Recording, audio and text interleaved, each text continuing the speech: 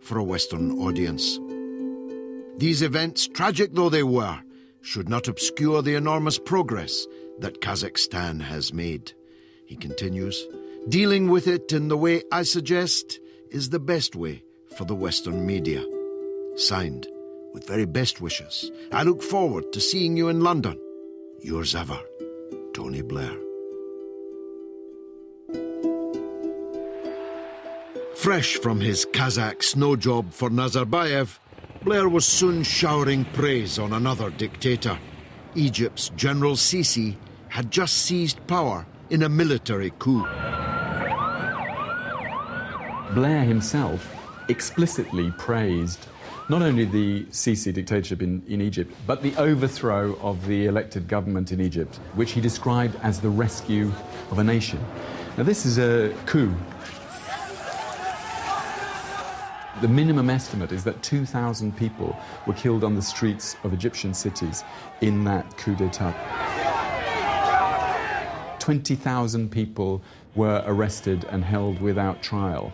There have been 1,000 death sentences handed out by this regime, which by any reckoning is one of the more brutal dictatorships in the region. And this guy, Sisi, is the one that Blair is openly championing.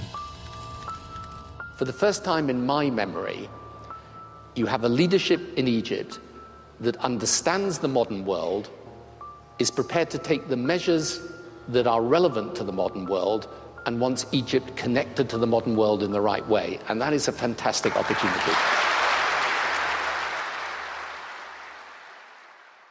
You shouldn't need rules to tell an ex-Prime Minister he shouldn't do these things. You really shouldn't need rules. It should be self-evident in your ethical standing that you should not do this sort of thing. What does it do for the ongoing reputation of Britain if somebody hawks himself around essentially as an influence agent? There's an honour about being Prime Minister of Britain and a dignity about being a former Prime Minister of Britain. Mr. Blair is using that dignity to go around the world advising torturers, dictators, murderers, in return for hard cash. No previous Labour Prime Minister in the whole history of the Labour Party has behaved in this shameful, money-grubbing way.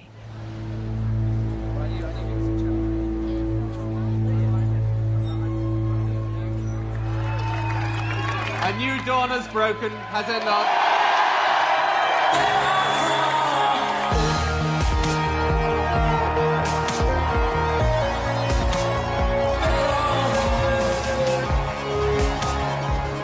In 1997, a fresh-faced Tony Blair embodied the hopes of a nation as his landslide victory ended 18 years of Conservative rule.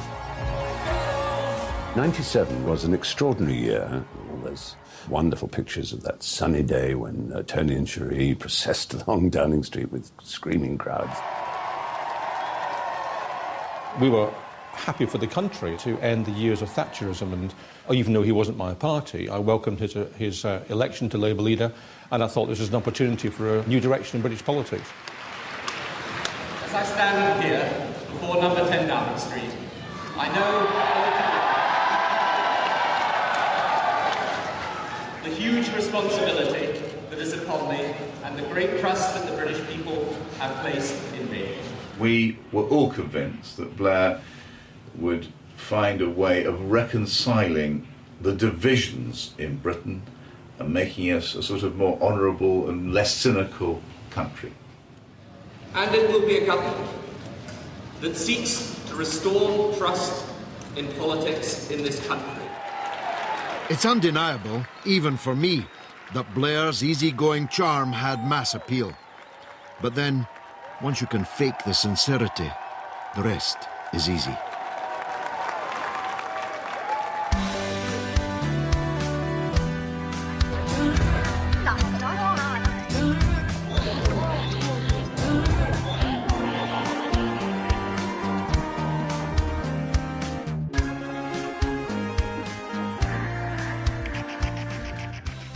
I remember my dad saying, God, she's married this middle-class Tory type.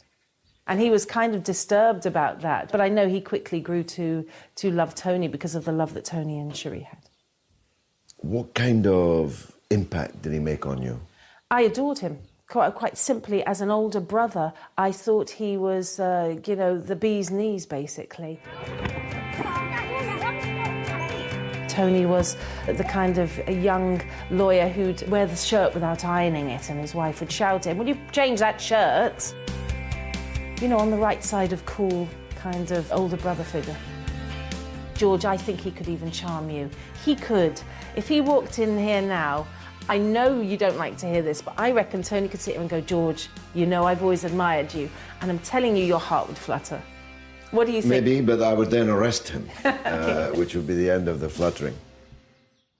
He made a terrific impression on me. He was extremely... He had that Clinton thing, you know, that he looked into your eyes, and his eyes were round and big and smiley, and he was very charming. He was a real pro, yeah? He was a total pro, and, you know, he'd been a lawyer, he liked his cricket, he liked his football.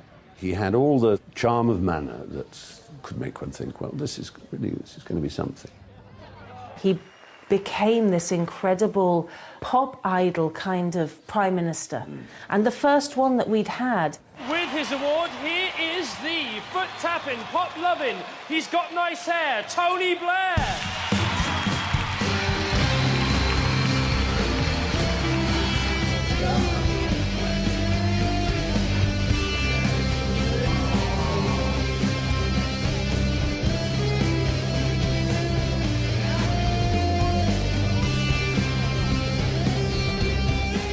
About married life, actually. Did you? Funny thing, did you have to say about married life? Well, me and Tony both reckoned it was rubbish. Did you? But many of us in the Labour Party didn't buy into Blair mania. For us, the party had been hijacked and was being flown to destruction. Because we'd seen Blair stab his best friend in the back to become Labour leader and then hack off the party's commitment to socialism. Most deadly of all was Blair's dance with one of Labour's worst enemies and one of the world's most powerful men. Do you like the feeling of power you have as a newspaper proprietor, of being able to sort of formulate policies for a large number of newspapers in every state of Australia? Well, there's only one honest answer to that, of course, and that's yes. Rupert Murdoch's news empire spanned over 150 newspapers across 4 continents, including a third of Britain's newspaper market. His papers had always backed the Tories, and the Tories had always won. But with Labour on course for victory in '97, Murdoch was worried about the party's plans to loosen his grip on the press. But he wouldn't worry for long. Tony Blair, who had an unerring instinct for where power lay in society and understood that in this era it was very important to bring the media on side and offer them a deal.